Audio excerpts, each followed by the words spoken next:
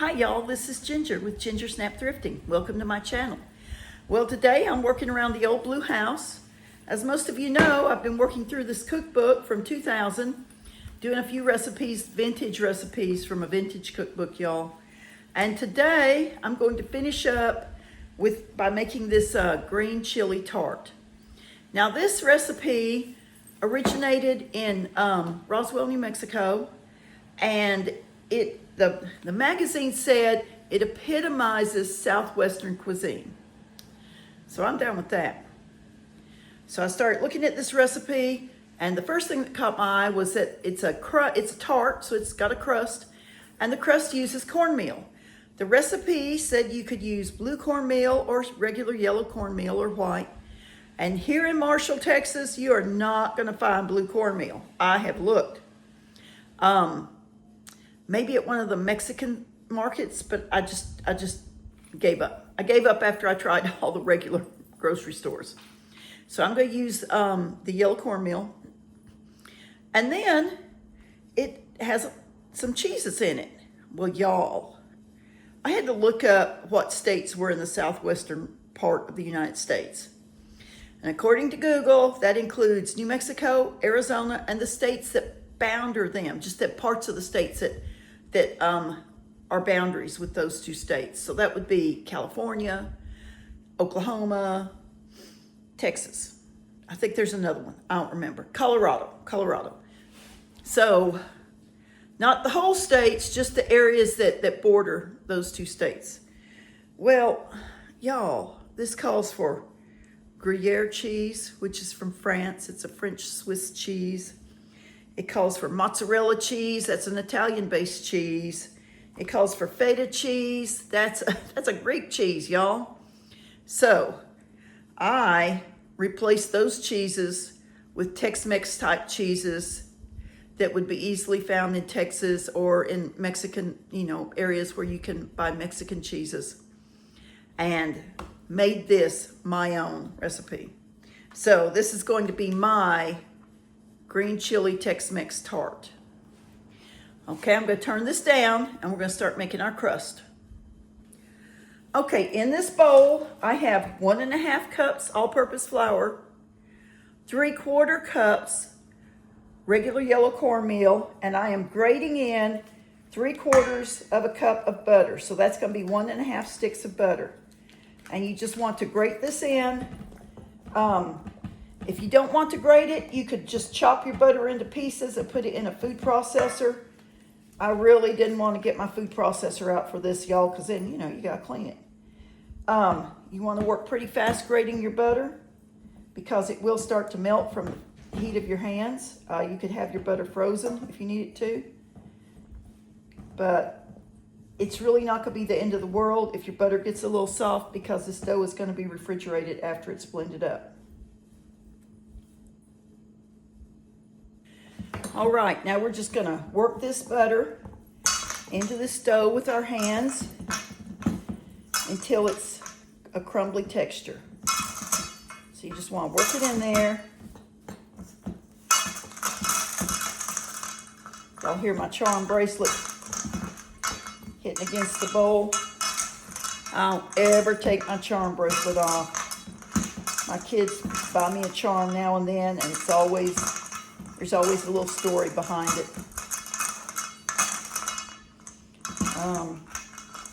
My little boy and his youngest sister picked me out the Queen Bee charm, the James Avery Queen Bee charm, because he says I'm the Queen Bee. And I just have a bunch of little stories about these little charms. Well, I'm going to pause this. I'm going to keep working this in, and I'll come back when we're adding the water. All right, I've got my butter all worked in here. Y'all just ignore my dogs. They always bark at the mail truck. And you see it's crumbly.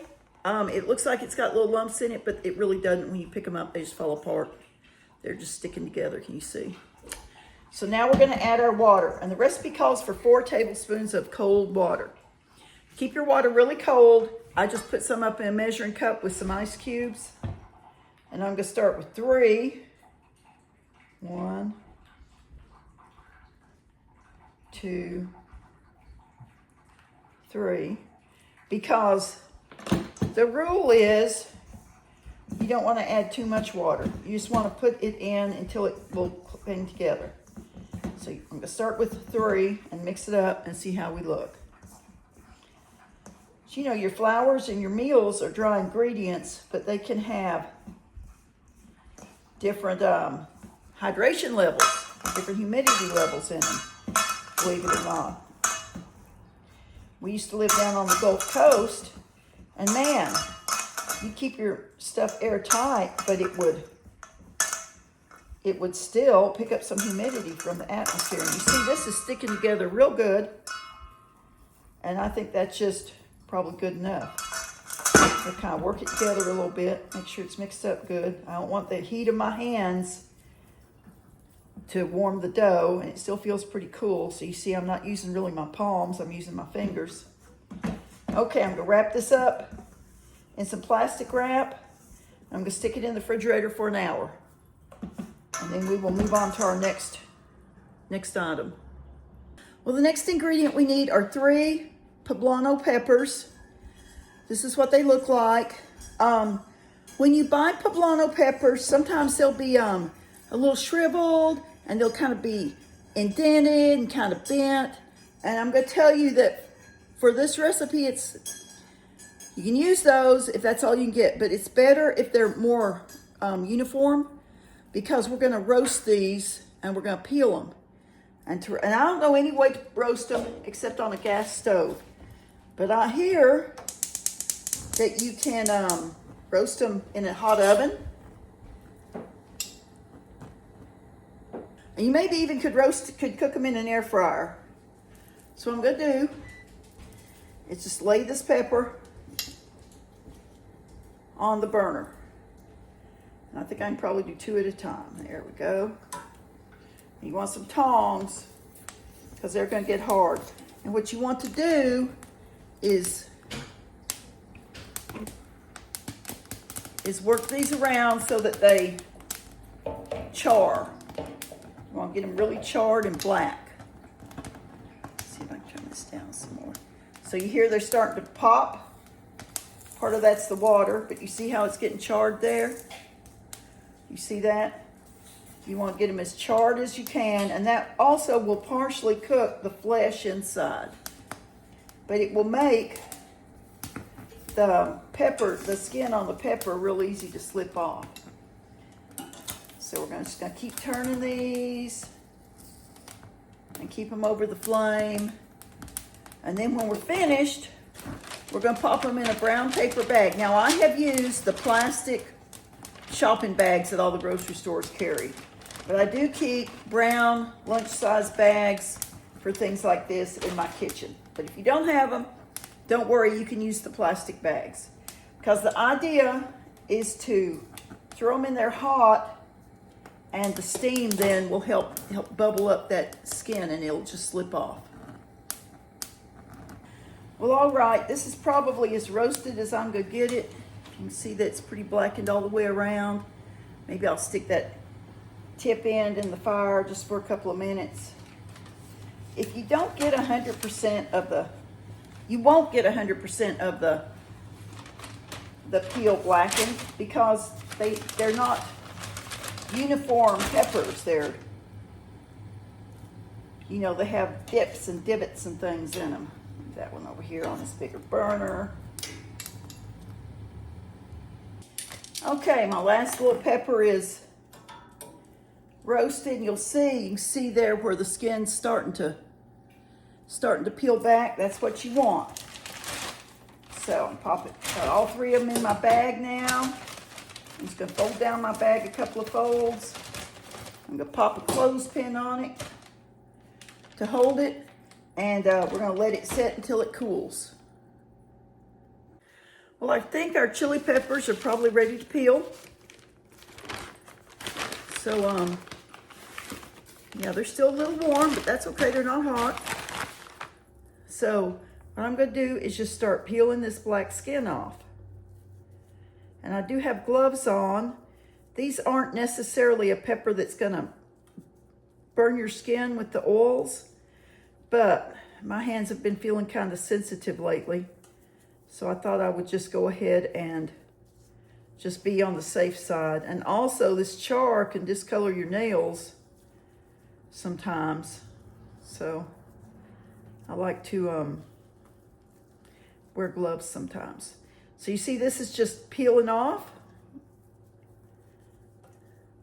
Can y'all see how that just peels off? And after I get them peeled, I'm going to take them over to the sink. And I'm going to run some cold water over them to kind of take the little bits off. Now, if you leave a little bit here and there, it's just not going to hurt. It's just going to give it a little charred, roasted flavor. And that's okay if it's a little bit. You wouldn't want to just eat the whole thing. You peel these because the peeling is kind of a tough membrane and they are kind of indigestible. And so they don't break down a lot in cooking either. You see they're coming off almost like sheets of little plastic. Even where they're burned, they still come off in sheets. And you can tell probably that the flesh of this pepper is kind of soft now after being exposed to the heat. And that's okay because they're going to be cooked anyway. They're not, that's not going to be a texture issue. Well, all right, I'm going to finish peeling these 3 peppers and I'll be back with y'all.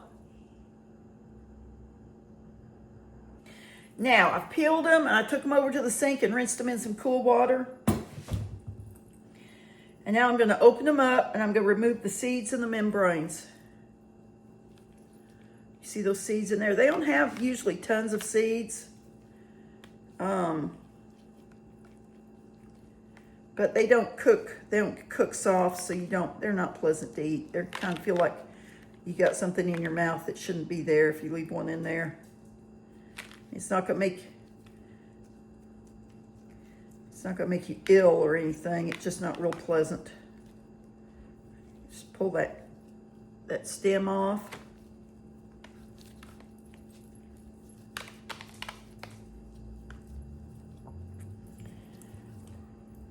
And it's real easy to do this.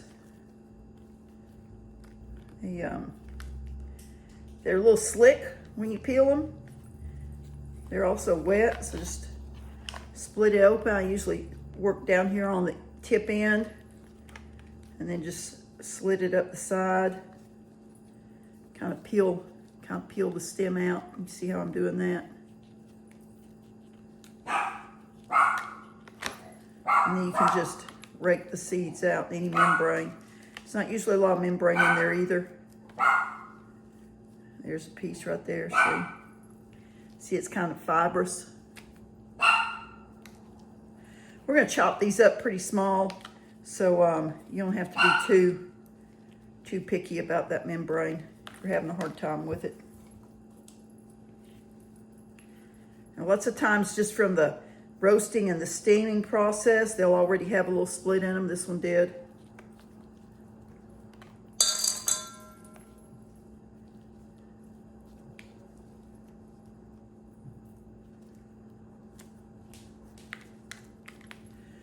And that's just all you do.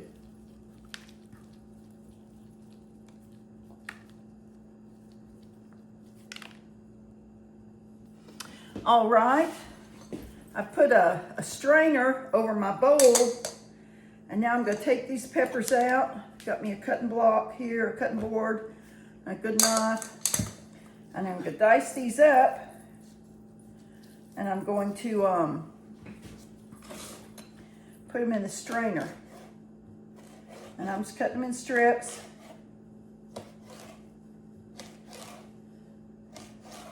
You don't have to be real small. These strips are probably 1/2 inch maybe. Then I'm gonna cut them this direction so that they're in, excuse me y'all, so that they're in kind of little squares.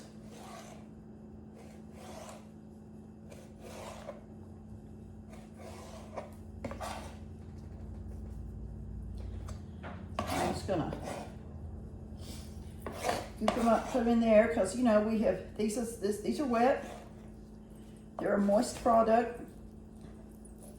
And we're going to be sprinkling these over our pie crust, and so we don't want them in a little pool of water. We want them relatively dry. Y'all see what I've got there? I'm going to let them sit here over this bowl. And you kind of have to bear down a little bit, cut all the way through these. I mean, they're not as soft as you would think they are. You don't want them still kind of stuck together. That seed out there. They have a real rich aroma. You can tell they're a chili of some kind. It's not something they'll burn you, but it does smell like it's a chili pepper, and it is a chili pepper. It's a non-spicy chili pepper. My favorite way to eat poblano peppers is in a chile relleno, which is a stuffed poblano pepper. I like them stuffed with good cheese, and then they're dipped in a like an egg batter and deep fried. They are so tasty. Some places will stuff them with a chicken or a meat mixture, which is real tasty also. But I just like the cheese, a white cheese, a good Mexican white cheese, a Oaxaca cheese, which is kind of similar to a mozzarella in texture, and I guess in flavor too. But that's my preferred cheese in chile relleno, is a Oaxaca type cheese. All right, set these aside and we'll go on to our next step now. Our next step is to roll out the pie crust. You'll see I've got a pastry sheet laid out there. I like this. This is a silicone mat pastry sheet. I like it because it gives you sizes.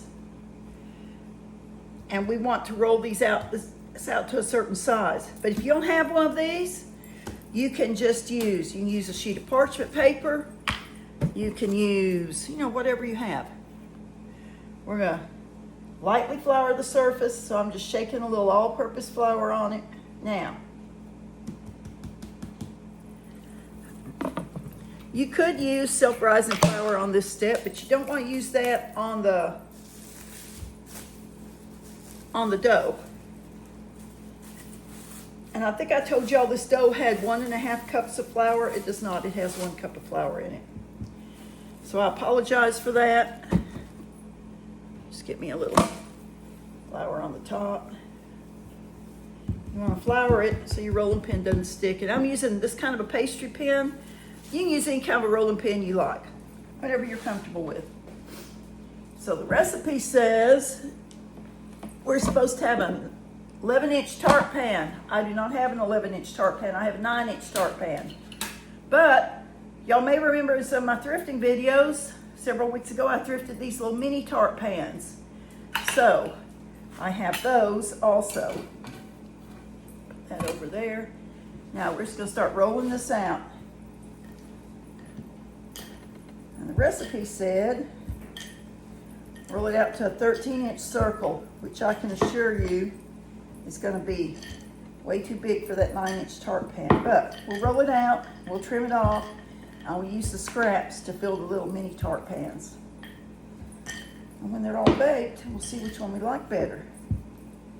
So you just want to go from the center out and just kind of work your way around.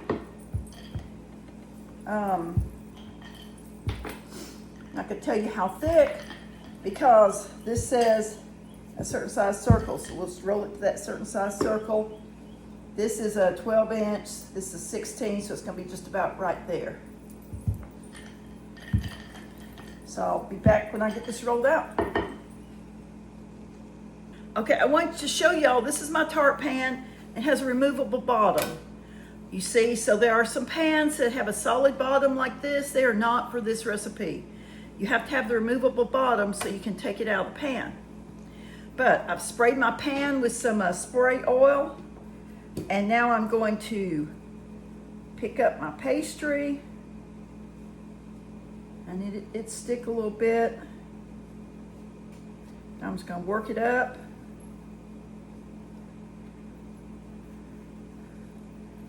Just pick it up gently. And kind of fold it up a little bit. But you don't want to stretch this if you can avoid it. My oven is preheated to 375 degrees. If y'all can see, I'm gonna lay it in here kind of in the center and open it back out. You'll see how I'm doing this. This is kind of a crumbly pastry. It's not like an all-flour pastry, y'all. An all-flour pastry, it'll stretch a little bit more. It's a little bit more forgiving of, not wanting to crack and rip. And I'm just lifting up the edges and pressing it down into the corners. Y'all see me doing that? I'm gonna lift up before you press because you'll stretch it if you don't. And so I'm just gonna make sure I'm pressed down in there well.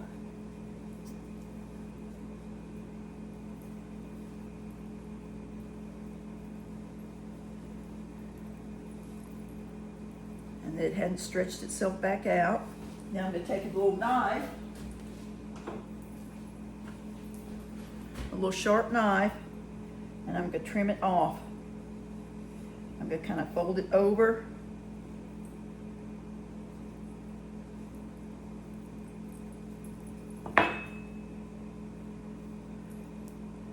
Make sure it's pressed up against the sides.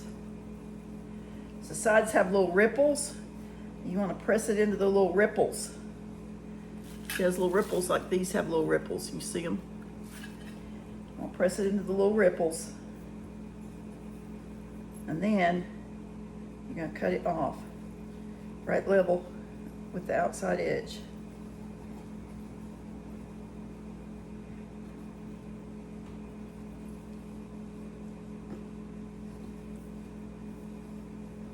Trying to do this so y'all can see how I'm doing it.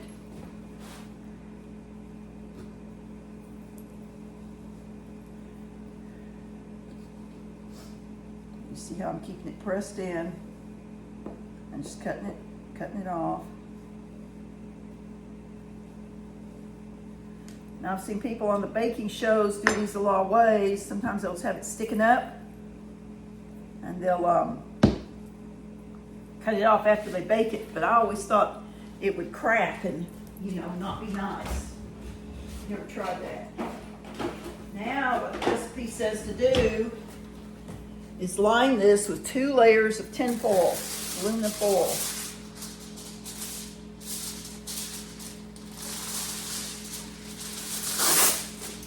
So I fold it in half, and this is a pretty heavy foil.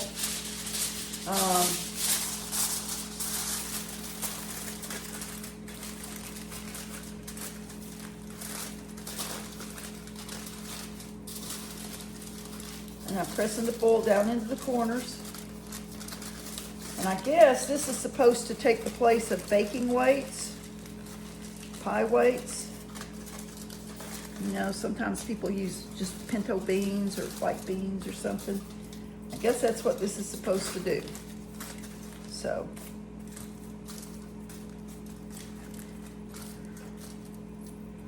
I'm going to set this to the side. I'm going to set it over here on a baking sheet, y'all, because I want to get all my pie crusts in at the same time. Now I'm going to put this back together. And just know that every time you rework your dough, you're working up the gluten in it a little bit. So I think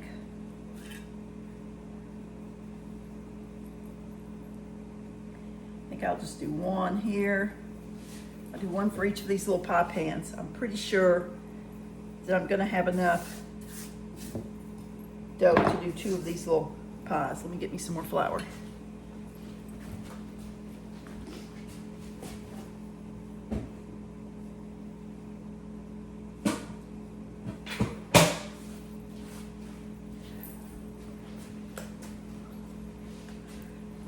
don't know if I've told y'all before, but my kitchen in my old house has been flipped. And some of what they did was pretty good, and some of what they did was kind of sad. And the kitchen is one of the sad parts. It's they did a killer job. They put all new plumbing, all new electrical. They put a new metal roof, which, you know, some people like metal roofs, some don't. But they put a new metal roof, and then they replumbed it. But then it was like maybe they ran out of money. So the kitchen is real basic.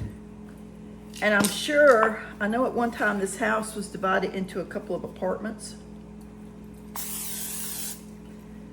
And I'm not sure what happened there. The kitchen's just, I don't think this kitchen is, I don't even know if it's originally where it was originally in the house.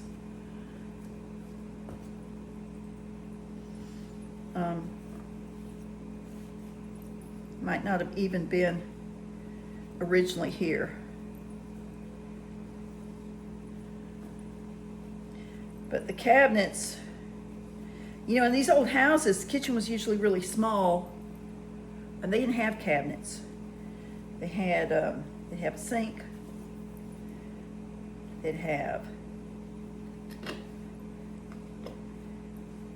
maybe not even a stove, although this was built in 1924, so probably it had some kind of a cook stove in it.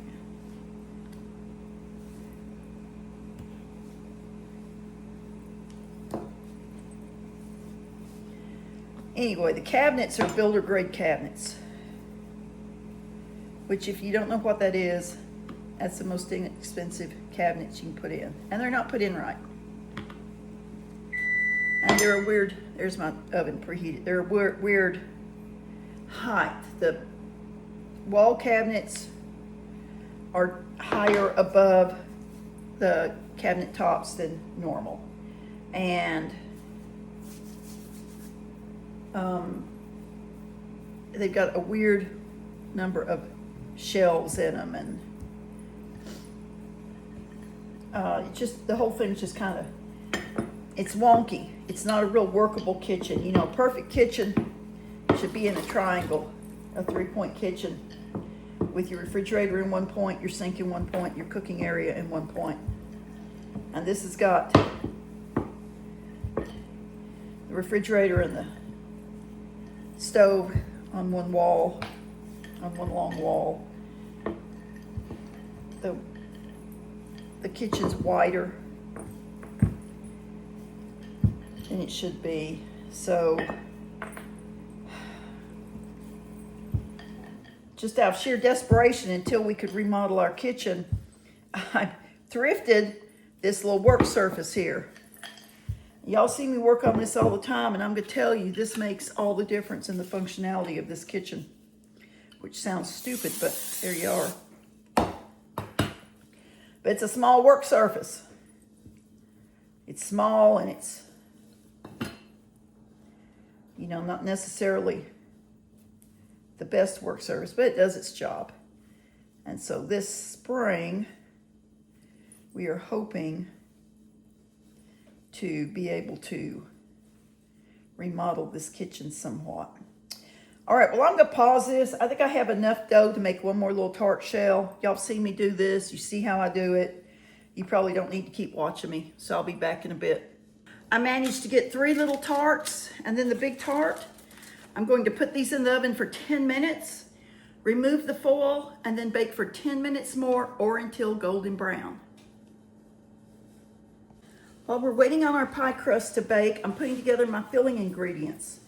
So here I have 1 cup of Monterey Jack pepper jack cheese, which is Monterey Jack with jalapeno peppers in it, and 1 cup of sharp cheddar cheese.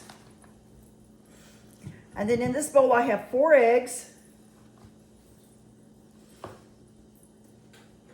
and I'm going to add 3/4 cup of half and half. Now, if you don't have half and half, You can mix cream, or you can mix some whipping cream with some milk. Half and half truly is, half cream, half milk. Or you could use canned milk, not sweetened evaporated milk, but the canned evaporated milk, y'all. Or some folks say you can just add some butter to your milk, melt it together. I've never tried that. 1/4 teaspoon of pepper, black pepper. I'm gonna whip this together.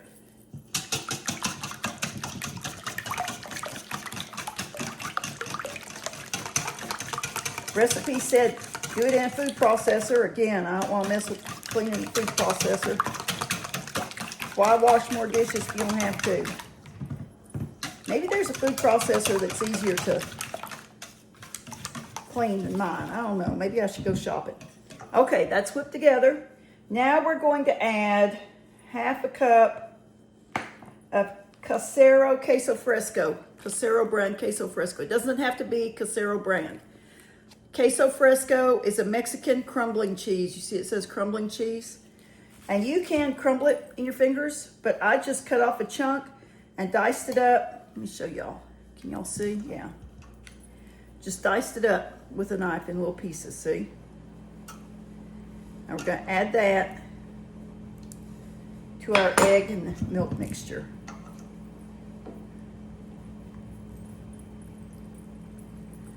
And we're gonna stir it around good. I think we're through with this whisk. Put that over to the side.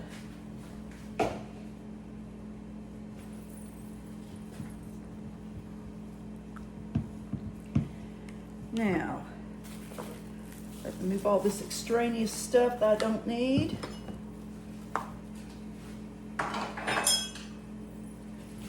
Put my cheeses back up. Give me just a minute. All right, here's our baked pie crust. Now we're going to sprinkle our cheddar and jack cheese over the bottoms of these crusts.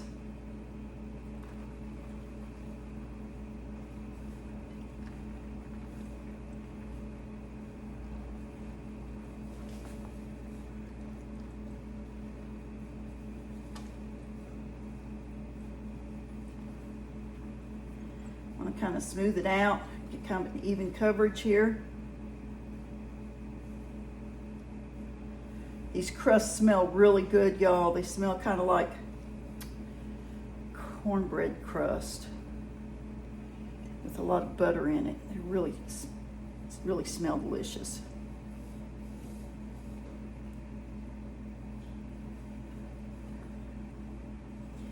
Our Monterey Jack. Y'all, I'm really kind of concerned about the lack of seasoning in this recipe. The queso fresco is pretty salty, and there is some jalapeno flavoring in the jack cheese. So hopefully it'll be tasty. Hopefully. I like seasoned foods. I don't like plain foods. Y'all, my husband's from Pennsylvania. I'm telling you, they don't season anything up there. He likes seasoned foods, but he's been up there for about 6 weeks now. When he comes back, my food will be too highly seasoned for him until he gets used to it again. One of these days I'll tell you about the favorite dish his mama used to make. It's quite a story. But today we are making tarts. All right. So then now we're going to add the green chili peppers, and they've been sitting here draining. I'm going to sprinkle them over.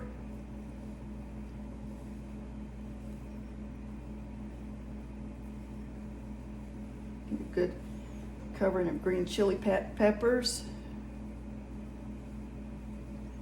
Put some on the little tarts. The little tarts, the crust kind of shrank down a little bit. So I don't want to get too carried away with them because I don't want the filling to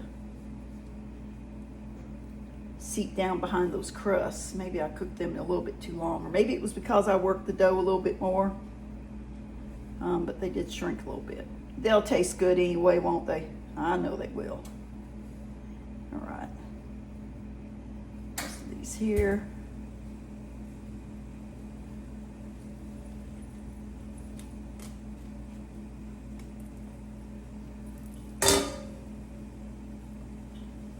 Spread them out good. I'll put one more over here.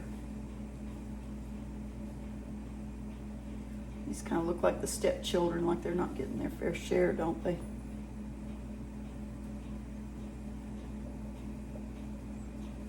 All right. Now, going to pour our egg mixture over top. I believe I'm going to use a ladle.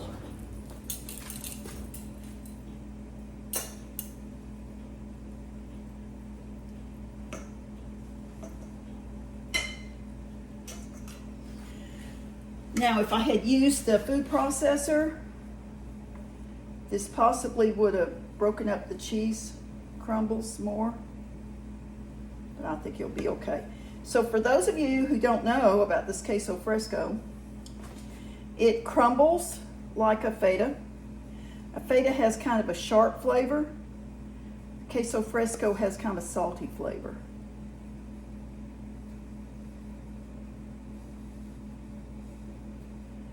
So that is the difference in those.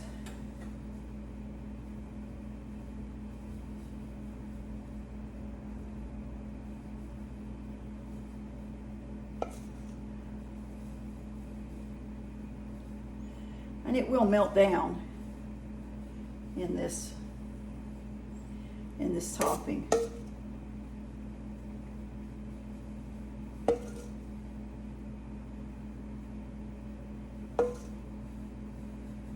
A bit more there, a bit more here.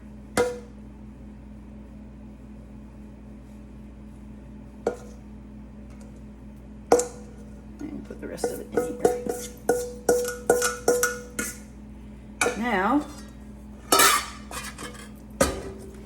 we're going to top this with some hand-grated cheddar cheese.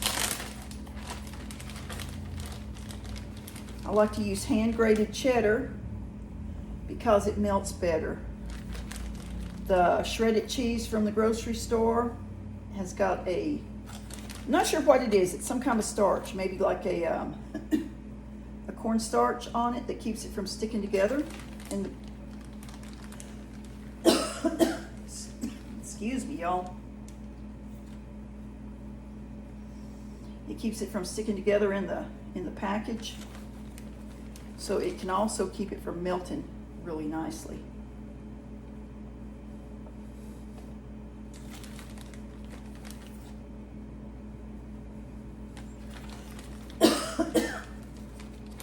Okay, I'm going to finish topping these. Put them back in the oven for 25 minutes. Here they are, all topped and ready to go in the oven. Well, here they are, guys. They smell so delicious. The little mini tarts cooked for 20 minutes. The larger tart I left in for 25. And probably the mini tarts could have come out a little quicker, but I want to show y'all how to take these tarts off how to take the sides off. So you set it, see if I can turn this around a little bit, on something that's smaller than it is. This is just a candle. You kind of set it on the center. And then this one, the sides just fell off. Did y'all see that? Then you can just pick it up and slide it back on your rack. And of course, you leave the bottom disc on to serve off of.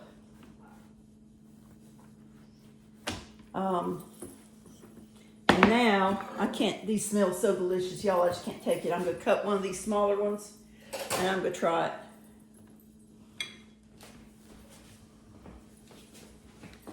So I'm gonna cut this one closest to me here. Just gonna cut it in half.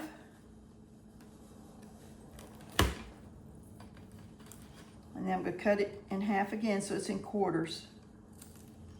Not doing a real beautiful job here, y'all. Let me show y'all.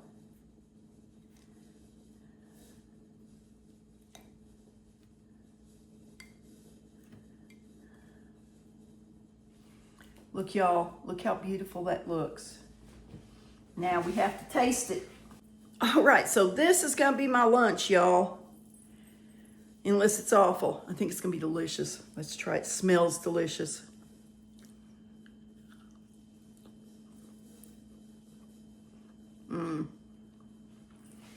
It's cheesy. It's buttery. It's got that great green chili taste, but no heat.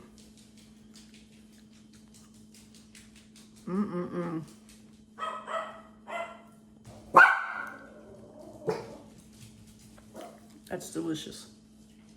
Just delicious.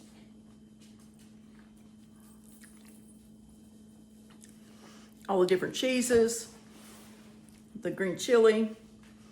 It's got enough salt. The crust is crisp. It's got a little crunch. Y'all, if you love cheese and the flavor of green peppers, this is, you have to try this. So what would I do different? Well, the recipe said that this would make an 11 inch, 2 inches bigger than this one, y'all. And that it would make, how many did it say? Said it would make 16 appetizers or 8 main dishes. So you cut it 8 like a pie or more for an appetizer. I think if you wanted it for an appetizer, I'd make it in the little tarts. I'd cut it way more equally than what I cut it. I ain't cut that real equally, you know. I think it would be cute laid out even on our charcuterie board, y'all. You're supposed to serve these warm. I think they would reheat well, and I think they would be great cold as well. So, my Tex-Mex green chili tart, y'all. Thanks for watching. If you enjoyed this video and you're not a subscriber, I invite you to subscribe and ring the bell so you know when I post more videos. Y'all, I'm really planning either Thursday or Friday to go thrifting again. I can't wait to get back out there and see what I can find.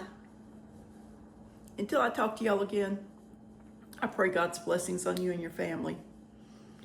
I just pray that you stay well, that you stay happy, be kind to one another.